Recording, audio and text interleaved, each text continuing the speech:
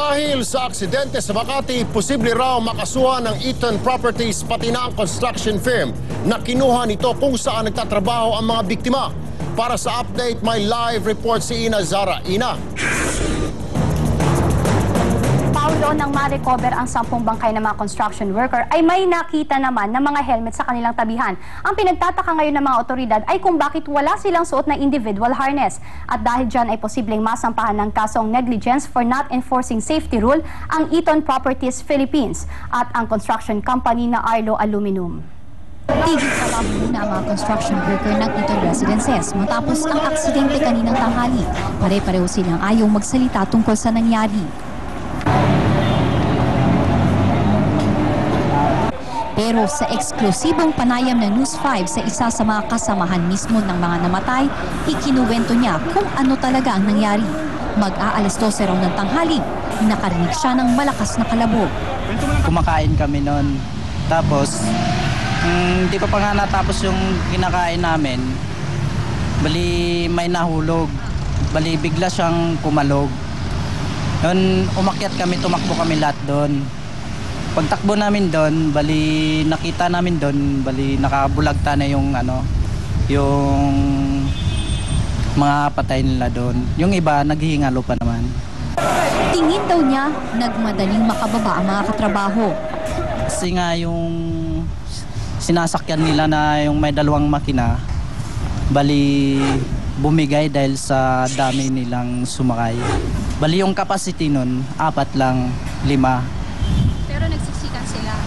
Oo, nagsiksikan sila doon kasi nga siguro tinamad bumaba kaya doon sila sumakay. Bumagsak po sa 10, tumagos sa 8. Kaya yung ibang bangkay nila nandun na sa baba. Pangamba naman ang idinulot ng aksidente sa kamag-anak ng iba pang trabahador dito. Si Mimi halos magwala na dahil hindi niya makumpirma kung isa nga ang asawa niya sa mga namatay. Dahil sabi ng gwardiya dito ako pupunta. Sabi mo naman, papuntahin ako dito. Saan ba talaga makuha yung makita ko yung asawa ko? Kung sure ba talaga? Asawa ko po. Natahimik na lang si Mimi nang ipakita ko sa kanya ang listahan ng mga namatay. Erwin, iyang gondola na sinakyan ng mga construction worker na yan, ang lapad niyan ay 1 metro at ang haba naman ay 2 metro lamang. Ang kapasidad niyan ay nasa 4 hanggang 5 tao lamang yung maaaring sumakay dyan. Ngayon, kung totoo itong testimonya ng ating nakausap na saksi ay na talagang pinagsiksikan ng 11 construction worker, iyong kanilang sarili dyan sa kakarampot na platform na yan, ay malaki raw ang magiging implikasyon nito sa kasong isasampa laban sa Eaton Properties Philippines. Erwin? Maraming salamat sa iyo, Ina Zara.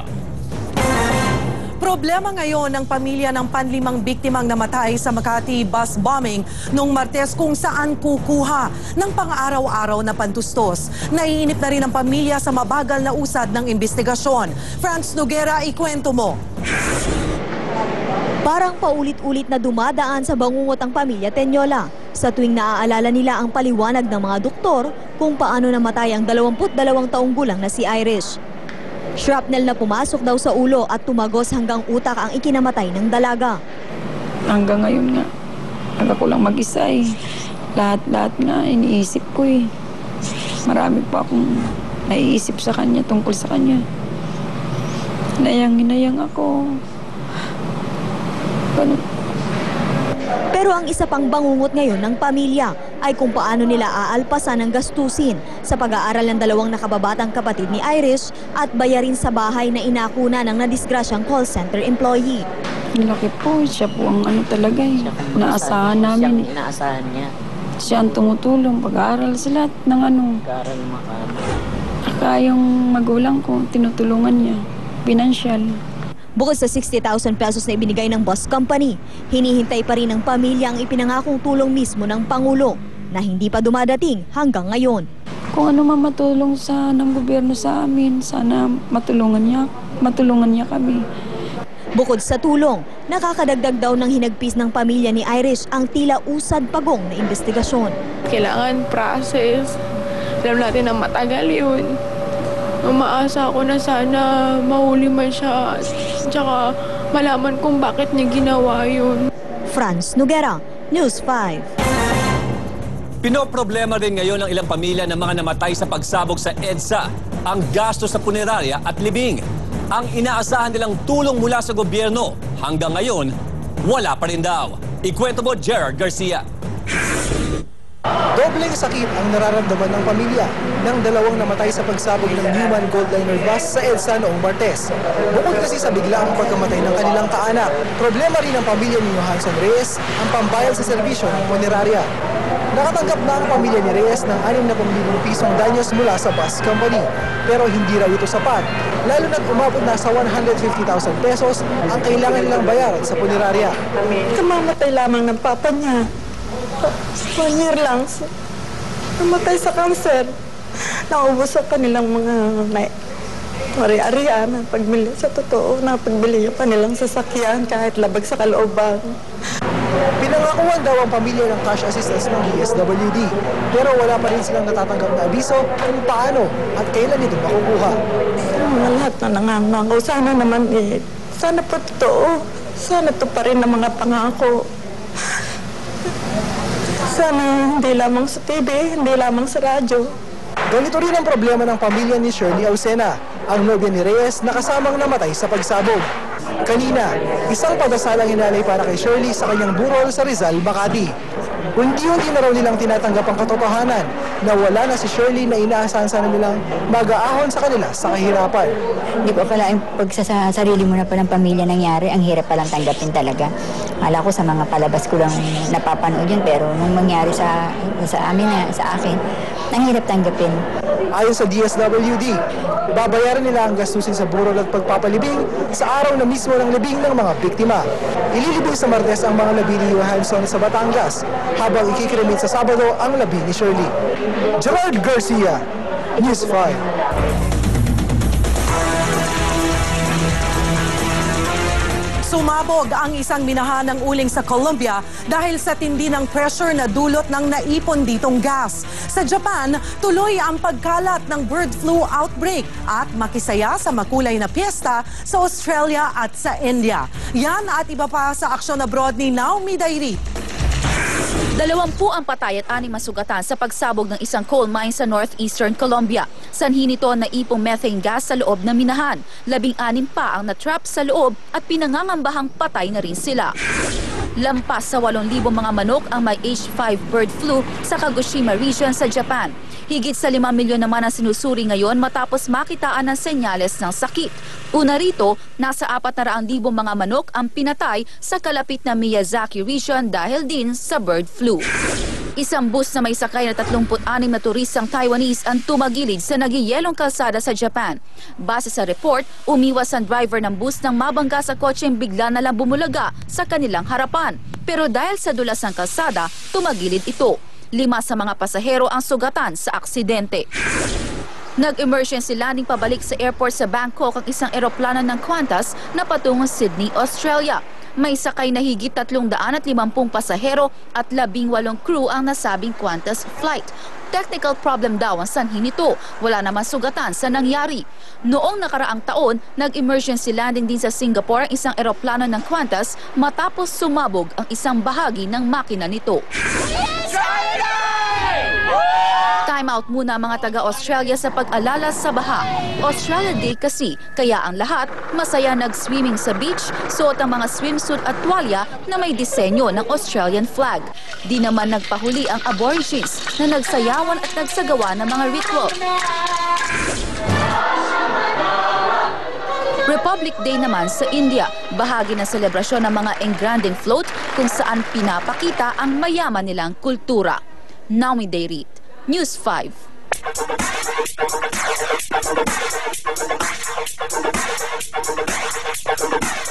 Showbiz action tayo. Engrande ang birthday party ng talent manager na si Alfie Lorenzo dahil sa dami ng bigating celebrities na dumalo.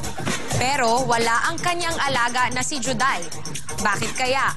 Laila Chicadora, ikwento mo.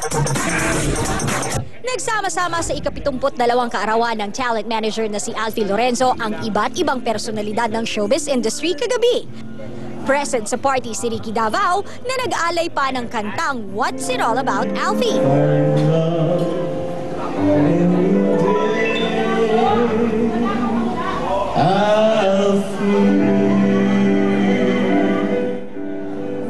Para namang stuffed toy na niyakap ni Marian Rivera ang veteranong talent manager.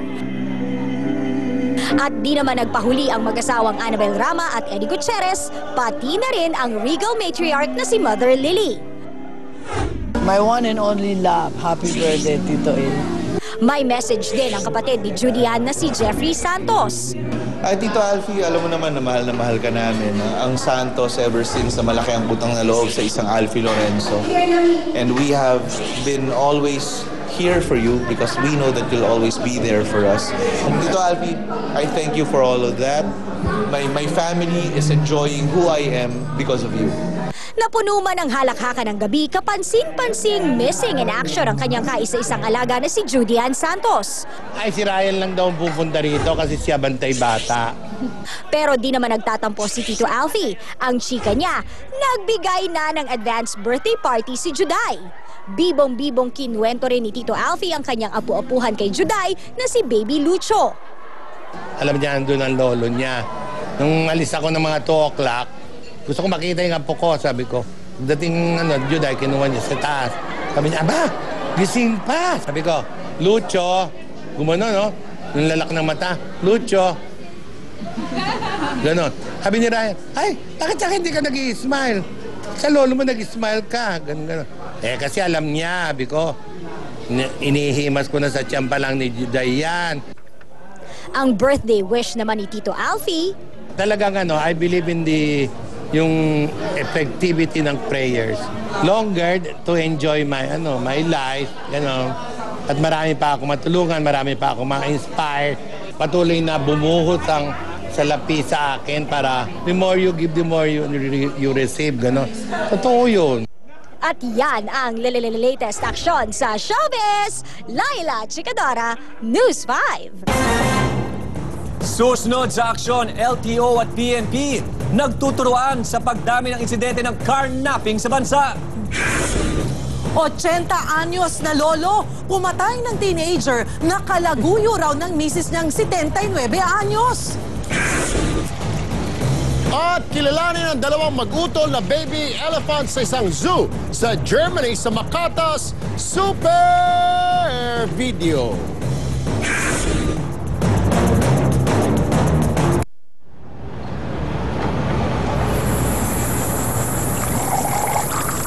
Sarap mag-relax.